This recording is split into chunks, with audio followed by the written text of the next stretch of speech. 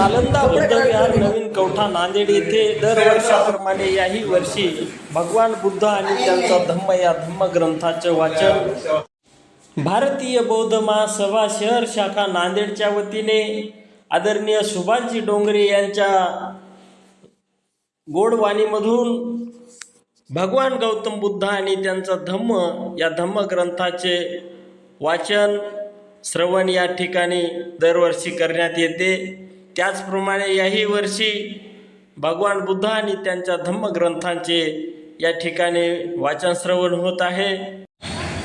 महामाया प्रजापती गौतमी महिला मंडळ आणि नालंदा बुद्धविहार समितीच्या वतीने दरवर्षी या कार्यक्रमाचे आयोजन करण्यात येते।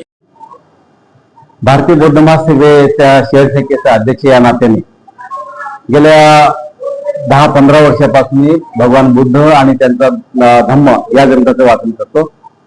अलीकडच्या काळामध्ये कवठ्याच्या जवळपासच माझं घर असल्यामुळे माझ्या डोक्यात असा विचार आला की आपण या नवीन कवठ्यामध्ये सुद्धा असलेल्या विहारामध्ये धम्माची चळवळ उभी करावी, धम्माच्या बद्दल ज्ञान सांगावं या उद्देशाने मी या ठिकाणी गेल्या 2 वर्षापासून धम्मग्रंथाचं वाचन करतो। आता या ठिकाणच्या उपासिका उपासक दिवसभर काम करतात, काबाड कष्ट करतात आणि त्यांना धम्मग्रंथाची ओढ लागावी। त्यांच्या आयुष्यामध्ये कदाचित शिक्षण न घेतल्यामुळे त्यांच्या आयुष्यामध्ये काबाड कष्ट करण्याची वेळ आलेली आहे, पण त्यांना या वयामध्ये धम्माचं जर आपण ज्ञान दिलं तर निश्चितपणे ते आत्मसात करतील, धम्माप्रमाणे वागण्याचा प्रयत्न करतील। त्यांच्या घरामध्ये सुख समृद्धी शांती याचा नक्कीच वावर होईल।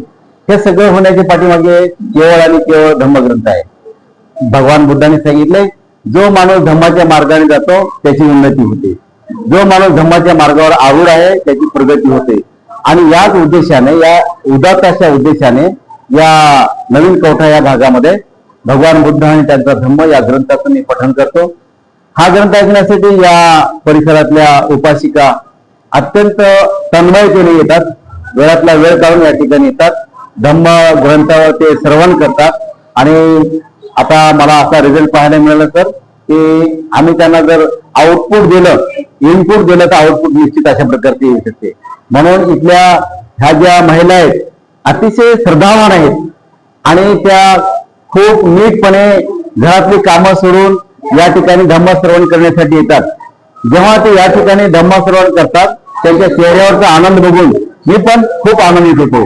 मला असं मनोमन वाटायला लागते की आपण जो काही धम्म सांगतो भगवान बुद्धाचा, जे काही त्रिरत्न आहेत बुद्ध धम्म आणि संघ, या अनुषंगानं या पुस्तकाच्या माध्यमातून इथल्या लोकांना मी धम्मग्रंथाच्या प्रवाहामध्ये आणण्याचा प्रयत्न करतो। आणि इथल्या उपासिका खूप धार्मिक आहेत, त्या सद्वर्तनी आहेत, त्या सगळ्या प्रकारच्या शिलांचं पालन करून हा ग्रंथ हे श्रवण करतात आणि त्यांच्या आयुष्यामध्ये सुख समृद्धीची सुरुवात करतात। हे खूप माझ्यासाठी महत्वाचं आहे। या एवढ्या शहराच्या जवळ असून हे विहार, या विहारामध्ये गेल्या 22 वर्षापासून सार्वत्रिकरित्या या धम्मग्रंथाचं वाचन झालं नाही आणि या उपासकांच्या श्रद्धेमुळे मला ते वाचन करण्याची संधी मिळाली। आणि याच्याबद्दल मला या कवठा नगरी यांचं खरंच मनापासून आभार मानावं वाटते।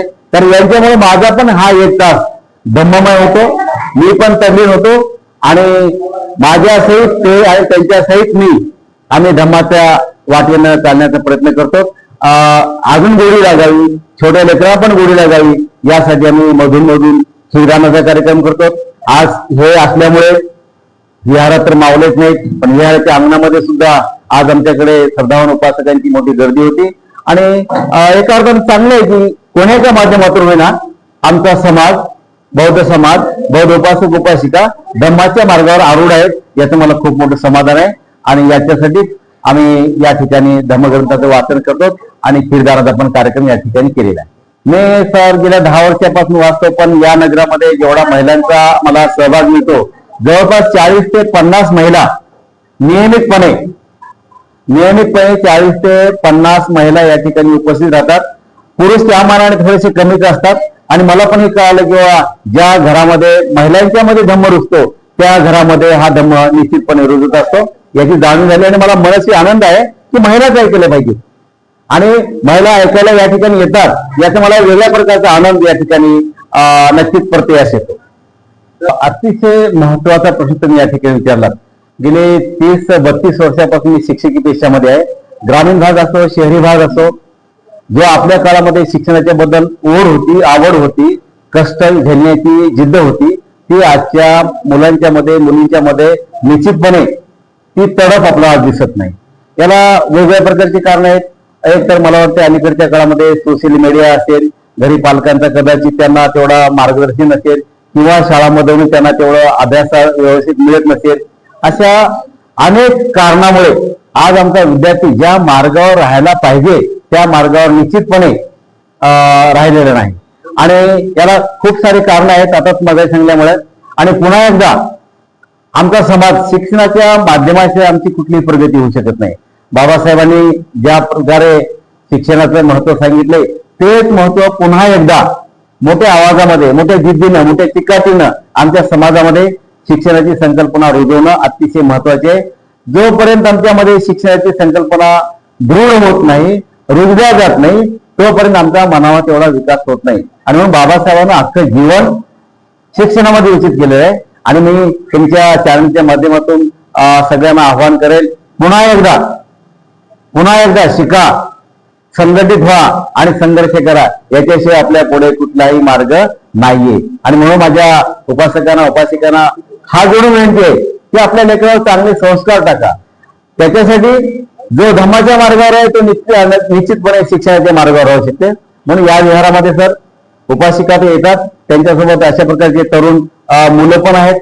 11वीला 12वीला फर्स्ट इयरला सेकंड इयरला असलेली मुलं पण आहेत. आणि त्यांच्याकडे बघून मला अधिक आनंद होतो की मी नव्या पिढीच्या पण संपर्कात आहे. याचा मजा वाटत आहे, खूप आनंदाची बाब आहे. मला सांगायला आनंद होतो सर, या ठिकाणी जेव्हा पहिला वर्षावास झाला, समाप्ती झाली, समारोप झाला, महाराष्ट्र राज्याचे शिक्षण संचालक आदरणीय नांदेडे सर, ज्यांनी आपलं आयुष्य शिक्षणासाठी व्यतीत केलं, ज्यांनी त्याग केला आणि बाबासाहेबांचं सुंदर अशा प्रकारचं स्वप्न साकार करण्यासाठी ज्यांनी आपली नोकरी सोडली, घरदार सोडलं, लग्न केलं नाही त्यांनी, असा त्यागी मूर्तिमंत उदाहरण म्हणजे आमचे आदरणीय दीपक कदम सर, आंबेडकरवादी प्रमुख, यांच्या उपस्थितीमध्ये या ठिकाणचा समारोपाचा कार्यक्रम झालेला आहे.